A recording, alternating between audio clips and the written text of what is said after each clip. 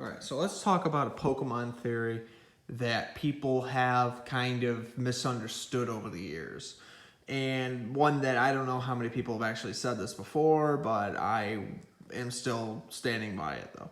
So you might remember the Raticate theory, where people said that Blue/Green's Raticate was dead, like when he showed up in Lavender Town, and that's why he was like there. But it's very possible that he was just there because he knew you were eventually going to show up because he was always ahead of you. And he was probably still investigating what was going on in the Pokemon Tower because, Dr. Fuji and all that. He also probably was taking a look at the Pokemon Tower because, the first sign you read literally says Silscope on it, can help unmask ghosts. The Silco is always inventing new things or something like that. And then it said, then the next one was like, welcome to Lavender Town. It's a town that's dedicated to honoring the dead. So, Blue was obviously there before you, so made sense.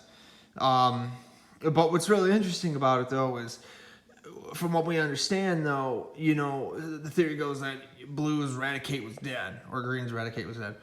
And a lot of people have always speculated that they thought it was true, but it's like, because, he doesn't use it. But yet, what was really interesting, though, is, I forget if it was before you fight him on the Nugget Bridge or if it was when he's leaving the SSN. He talks about how he's already caught like 40 Pokemon up until that point. And I don't know if that's a mistranslation or maybe he's seen 40 Pokemon at least.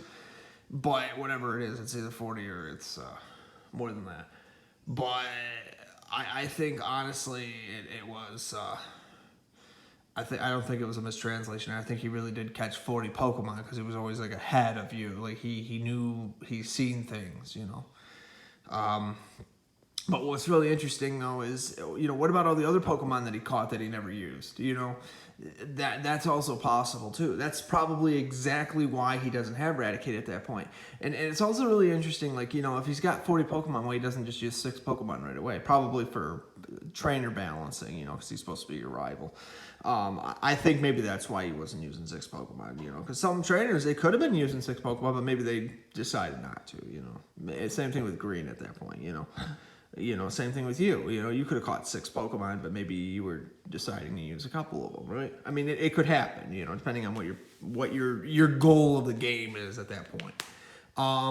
My point is, I'm always soloing usually, so I'm usually using Charmeleon or Charizard, and I mean, don't get me wrong, I'll play with other Pokemon too. So it's it's not the only Pokemon game. That's not the only way I play it, but what I think is really interesting, though, is that is proof right there, though, that has to mean that Raticate isn't dead, because, he always was hanging around when Team Rocket was showing up because he wanted to know what was also going on. I mean, another good example, you might remember how, he got caught up in the whole, Team Rocket was attacking the Silco and all that. And it's not necessarily to say that, Garrett, Blue or Green was also, like, part of Team Rocket, but, he was just there, though. He was trying to figure out, like, what was going on, because he was always there before you, but once he knew that you would eventually show up, he would be like, oh, okay, so, this is what's happening.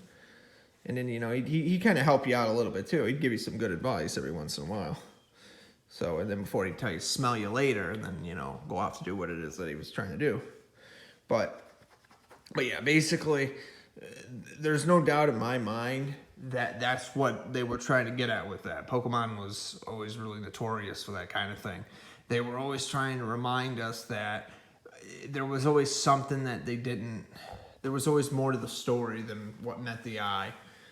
How many things Green... Like, for example, a lot of the stuff that was happening all at once that, you weren't there for, that was happening prior. And that's what Pokemon was always good at. It always built up a story. It always made you kept guessing what was going to happen next, even before, So the evidence is there. But, again, I don't think Raticate is dead, though, because he could have just had it in a PC. Because, again, like Bill even stated before with the storage PC, every trainer's got a certain storage capacity limitation. And that's what capsule balls do. You put the monster inside the little capsule, and the capsule... If you remember that show Jimmy Neutron, You might remember how Jimmy Neutron used to have that thing called the hypercube, where every time he would store, it was basically an infinite dimension. He'd store items in it, and it fit inside his pocket, right? Kind of like, I think that's where they got it from. When, you know, they probably were fans of Pokemon, you know, they thought, well, hey, you know, Jimmy Neutron's supposed to be a boy genius, but, you know, it's like the same thing with, you know, Pokemon. That's what a Pokeball was. Pokeball was, you know, depending on the one you had, and the better, and however they worked successfully, the stronger the polling, I guess it was. But they basically took the molecular structure of the Pokemon, transferred it inside the ball. The Pokemon wasn't trying to fight its way out. The ball would wiggle a couple times, and if you happened to catch the Pokemon was yours, you know? And the Pokemon, I mean, and if we follow the anime's kind of logic, it states that, you know, like Pokemon can come out of their Pokeballs if they kind of like resisted enough. Like Misty Psyduck, for example, is a good example. You know, he was always showing up when he wasn't, you know, Misty would always, you know, scold him when he would show up, but, you know, he could get out of his ball even when he wasn't supposed to.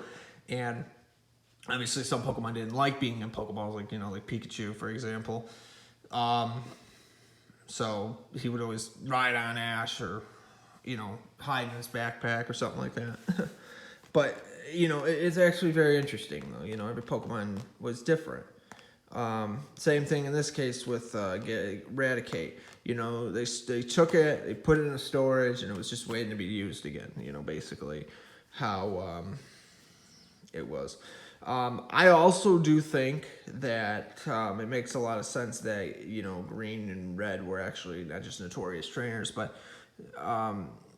a lot of people knew who they were at some point. So they caught a lot of Pokemon too. And every other trainer, if you think about it, even think of all the trainers in Pokemon, the logic is that Pokemon is supposed to be a series where it's like a universal thing.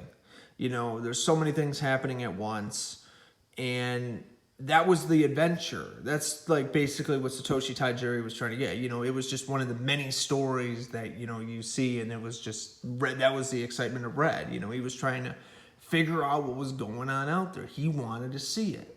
So all the trainers that, you know, had Pokemon for either pets or friendship, or maybe some of them, like Professor Oak used to say, some people use them to battle, or, you know, himself, you know, he studied them for a living, you know, in their natural habitats, and he learned a lot. As a matter of fact, Professor Oak was also a trainer.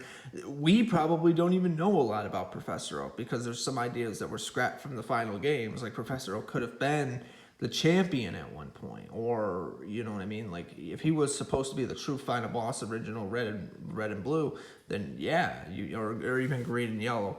I mean, imagine how that would have gone. You know, imagine if we could fight Professor Oak more than once, or, you know, throughout the whole series. Imagine how that would have worked out. That would have been very, very, very interesting to think that, you know, not only was, like, because you think about it, I actually think that would have been a greater idea if they would have implemented that, because that would have made a lot more sense. You know, you fight your rival all the way to the Elite Four. The Elite Four's got its own challenge and a half. You fight your rival, you beat them, and then all of a sudden it's like now you got... And then you got Professor Oak, the one guy that was responsible for like what made this whole journey possible to begin with. And then all of a sudden he's even better than, you know, his grandson was, you know. But you were better than Professor Oak because, you know, Red at some point just got to the point where he wanted to do better than what he originally started out as and took it a lot more seriously. But that's, if you ask me, I think that's pretty cool, though. Like, what a lot of character development that is. And again, same thing with Gary, or Red and Blue and Green. You know, they're all, like, every character you meet, every character that you see in that series had their own story somehow. Like, you know, even if they were just minor characters. Like, they had their own Pokemon, they used their own system. Like, obviously, Bill was the one that had it for the Kanto and the Johto region.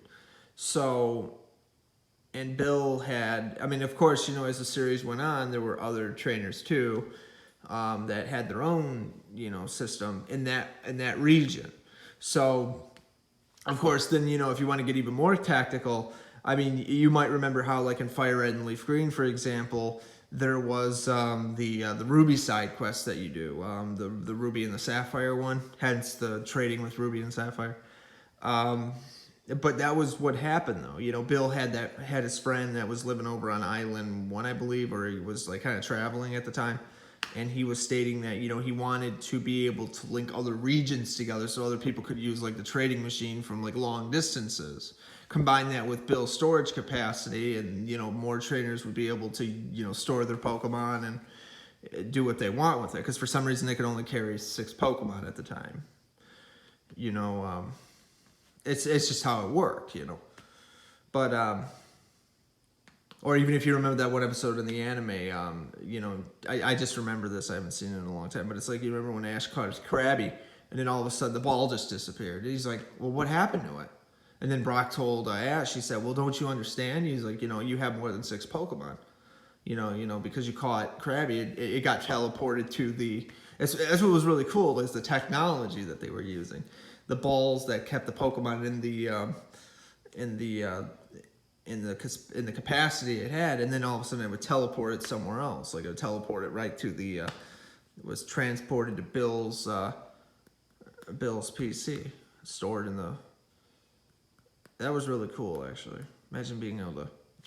Pokeball, just... You catch the Pokemon, and then instead of having to go pick it up, the ball just disappears right to the PC. Found its way back to Bill's PC. That's actually pretty cool, actually. I always thought that was a cool concept.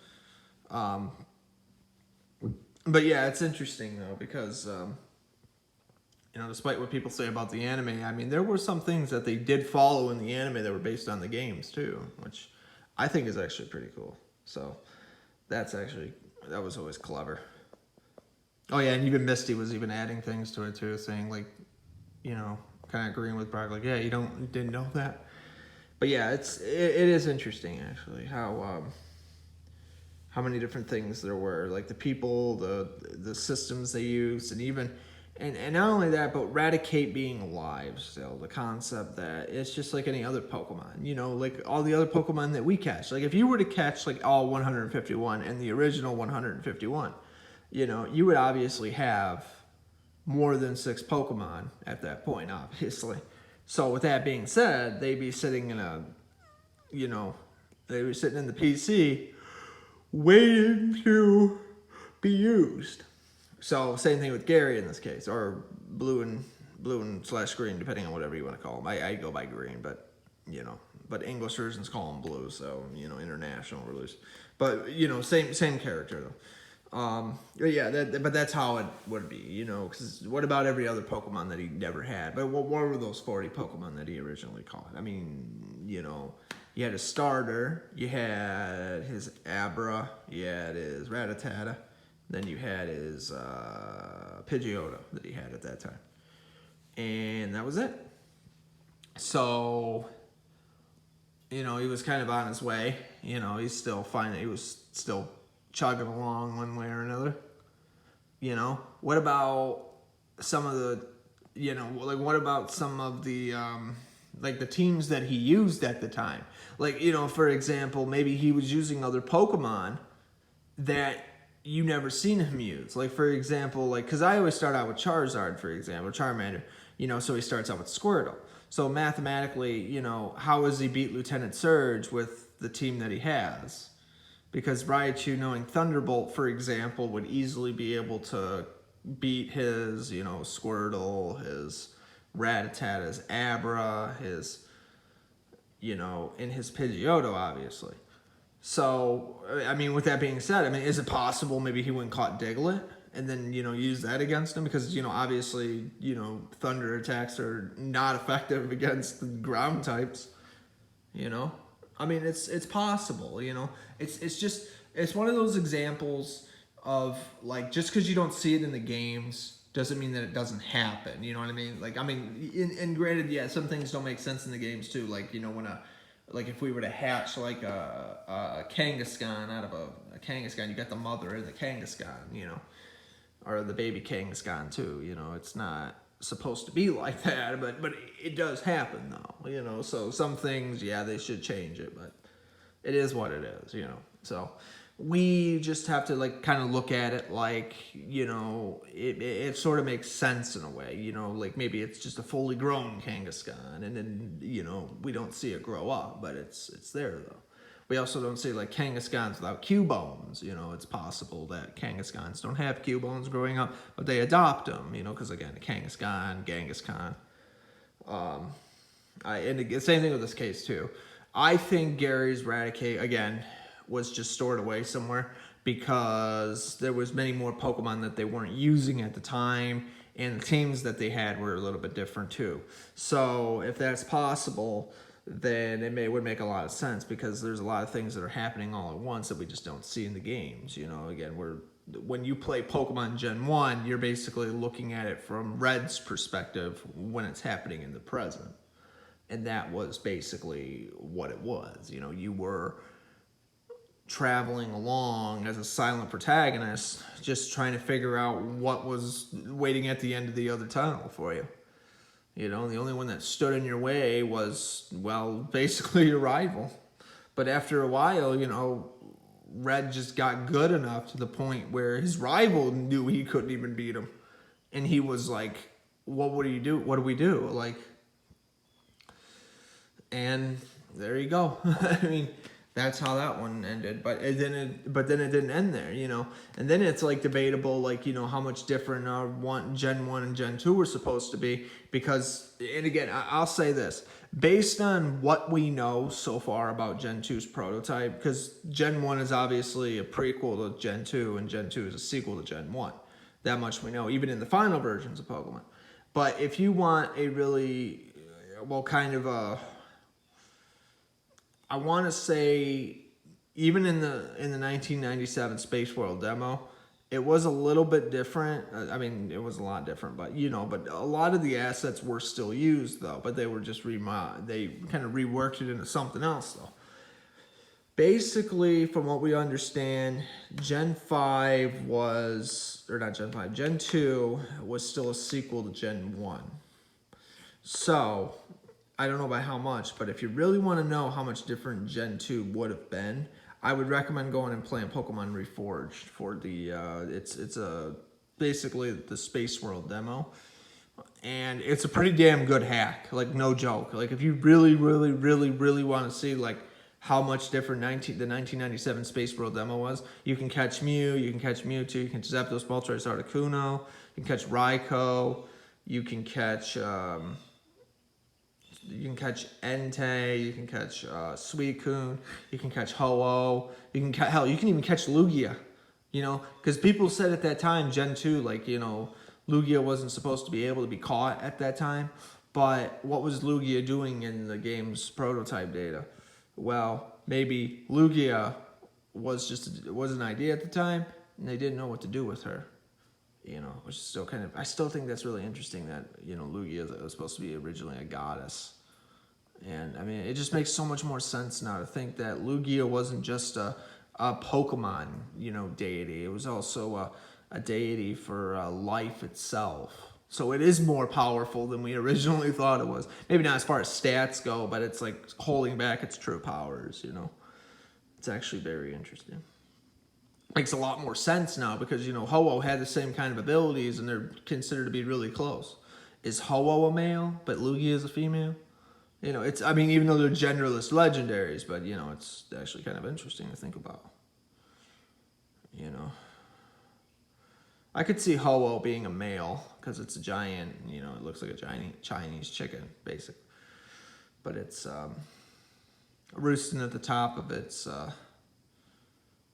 kind of looks like a rooster. Yeah, you know, it kind of looks like a giant Chinese rooster.